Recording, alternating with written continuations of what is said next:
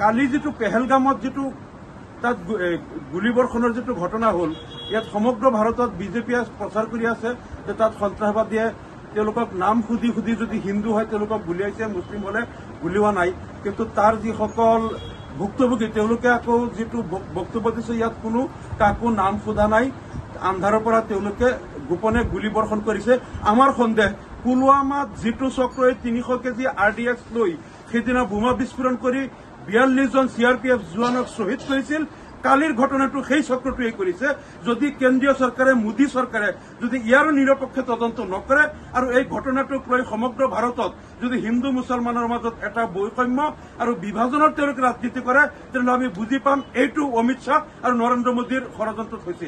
আমি আকৌ দাবী কৰিছো পুলৱামাৰ যিদিনা বোমা বিস্ফোৰণ হৈছিল সেইদিনা আমি যেনেকৈ কৈছিলো ইয়াৰ নিৰপেক্ষ তদন্ত লাগে, আজিও আমি কৈছো পেহেলগামৰ এই ঘটনাৰ তদন্ত লাগে। যদি এই তদন্ত নকৰে আমি বুজি পাম অমিত শ্বাহ আৰু মোদীয়ে যেটো চক্ৰান্ত কৰি পুলৱামাত আগতে RDX বিস্ফোৰণ কৰিছিল, কালিও পেহেলগামৰ হত্যাকাণ্ডটো তেওঁলোকে কৰিছে বুলি আমি বুজি পাবলৈ বাধ্য হ'ম।